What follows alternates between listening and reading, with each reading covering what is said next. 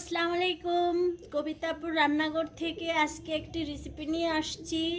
রেসিপিটা হচ্ছে আমরা যে শাপলা ফুল দেখলে অনেক পছন্দ করি, এই শাপলা দিয়ে আজ আমি ডিম দিয়ে শাপলাটা ভাজি করব। কিভাবে শাপলা ভাজি করতে হয় ডিম দিয়ে ভিডিওটা দেখবেন।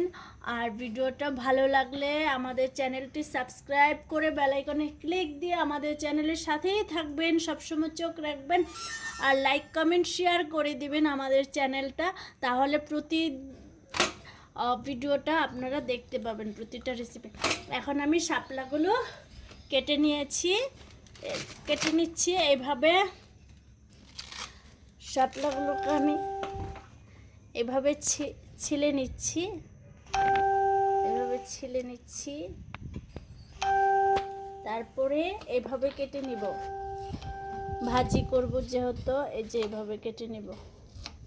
এটাকে আমি ডিম দিয়ে আজকে ভাজি করব। আমরা এই যে শাপলাটা এভাবে ছিলে নিচ্ছি, উপরে খোসাটা ফেলে নিচ্ছি, তারপর এটা এভাবে কেটে নিচ্ছি। এটা আপনারা চিংড়ি মাছ দিয়ে সুন্দর চচ্চড়ি করতে পারেন বা গুঁড়া মাছ দিয়ে চচ্চড়ি করতে পারেন। আমি আজকে ডিম দিয়ে চচ্চড়ি করব।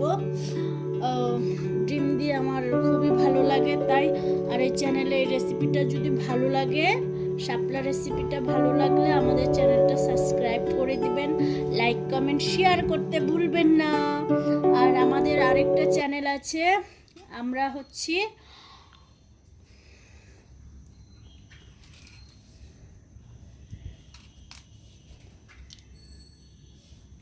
ফুলটা কিন্তু ফেলে দিব। আমি এভাবে নিচ্ছি। এটা কিন্তু তরকারি রান্না করলে আরো বড়, গুঁড়া মাছ দিয়ে এত বড় করে নিতে হবে, আর ডিম দিয়ে এত ছোট ছোট।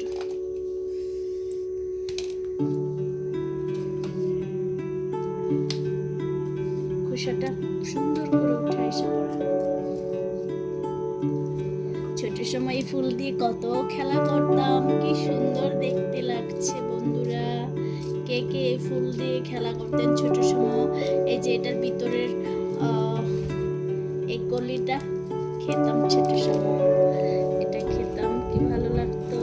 এই যে এটা খেতাম ছোট সময়, আর এটা অনেক বড় হতো।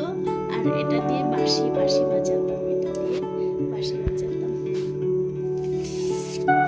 এখন বাঁশিটা ভুলে গেছি।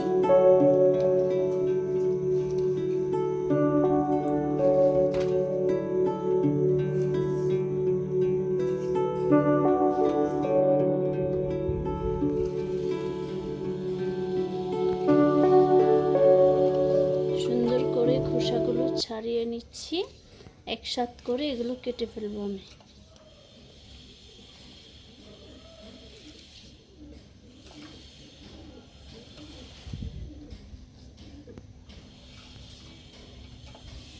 এই রেসিপিটা যদি ভালো লাগে বাসায় আপনারাও ট্রাই করবেন। জানি অনেকে শাপলা খেতে জানে না বলতে এখনো বুঝে না অনেকে যে শাপলা খাওয়া যায়।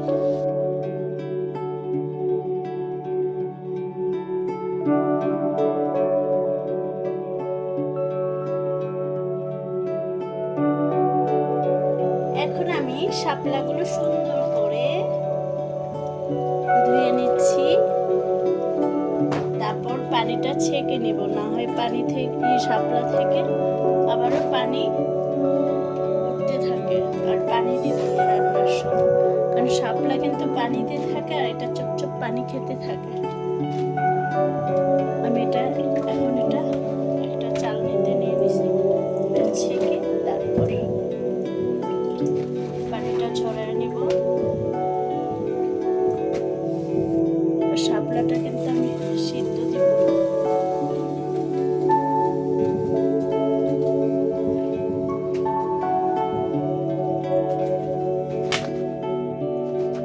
পানিটা আমি ঝরায় নেব, কারণ এটা তো ভিতরে কিন্তু একদম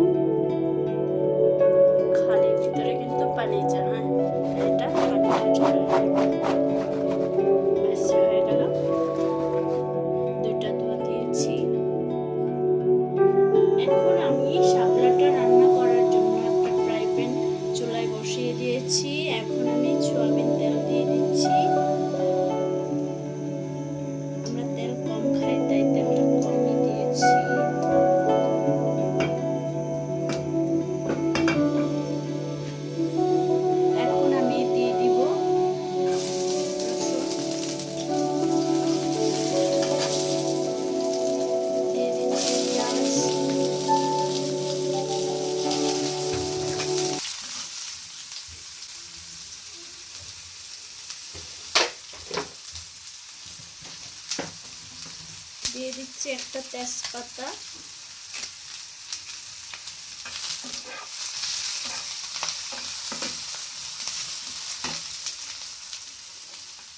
রসুন আর পেঁয়াজ আর তেজপাতা দিয়ে আমি এখন আমি দিয়ে দিব কুচি করে রাখা আলু। একটা আলু দিয়েছি, আলুটা দিলে একদমই শাপলাটা খালি খালি লাগবে না, সেই জন্য একটু আঠালো হবে। এটাকে ভাজা ভাজা করব।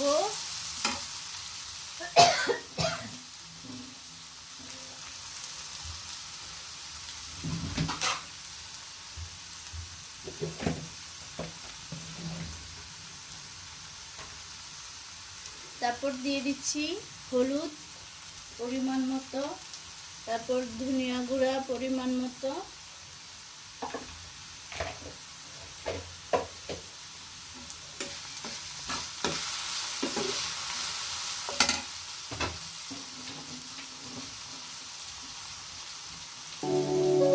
আলুটা সিদ্ধ হওয়ার জন্য আমি একটু পানি দিয়ে দিচ্ছি।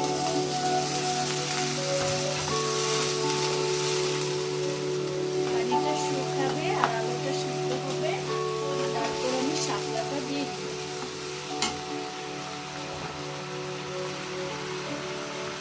দিয়ে দিচ্ছি পরিমাণ মতো লবণ। লবণটা আপনারা দেখে দিবেন, কারণ শাপলা কিন্তু একদম মিশে যাবে, আমার লবণটা বেশি হয়ে যাবে। পরিমাণ মতো সবকিছু দিতে হবে।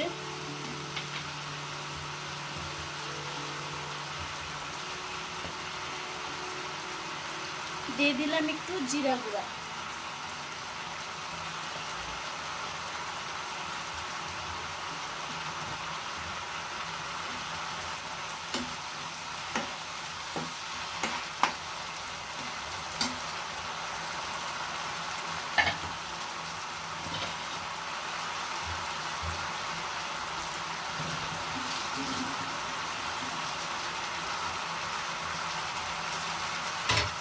একটু ঢেকে দিলাম 2 মিনিট। 2 মিনিট হয়ে গেল, আলুটা প্রায় সিদ্ধ হয়ে আসছে। এখন আমি দিয়ে দিব শাপলাটা।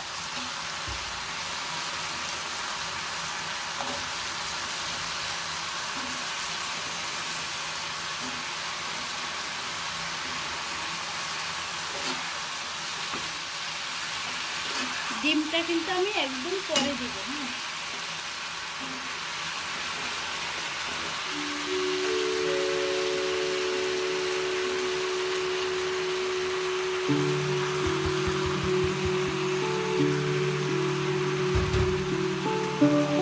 আমি এটাকে একটু নেড়ে ছেড়ে ঢেকে দিব।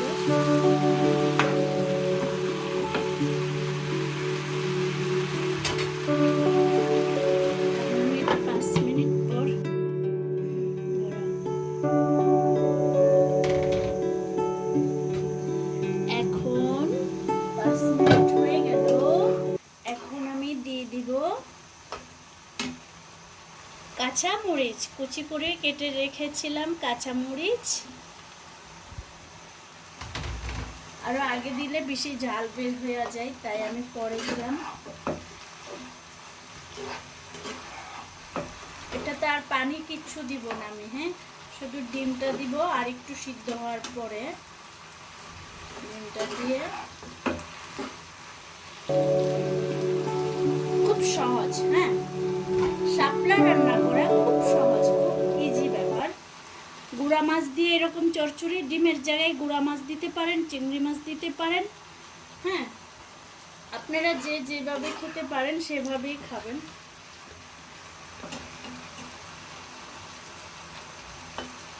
এটা দিয়ে কিন্তু এই ফ্রাই প্যানে লাড়াচাড়া করা যায় না, বাট আমি খুব সতর্কভাবে লাড়াচাড়া করছি, কারণ আমার কাঠের এটা ভেঙে গেছে। তাই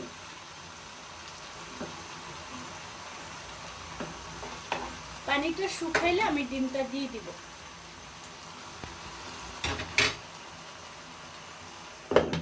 এখন আমি ডিম দিয়ে দিব। পানিটা শুকিয়ে আসছে, ডিমের ভিতর একটু লবণ দিয়ে এনে দুইটা ডিম নিয়েছি। এখন আমি ডিমটা মাঝখানে ছেড়ে দিলাম। এখান থেকে একটু ভাজা ভাজা হবে।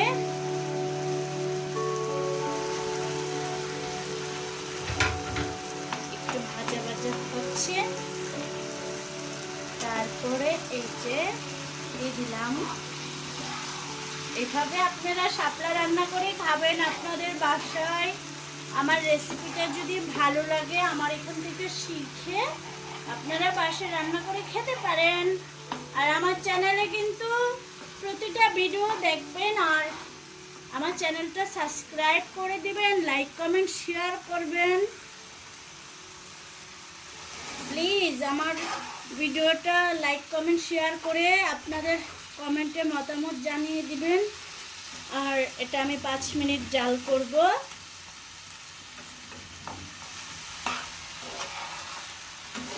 দেখেছেন ডিমটা দিয়েছি, কি সুন্দর ফ্লেভার আসছে, দেখতেও সুন্দর লাগছে।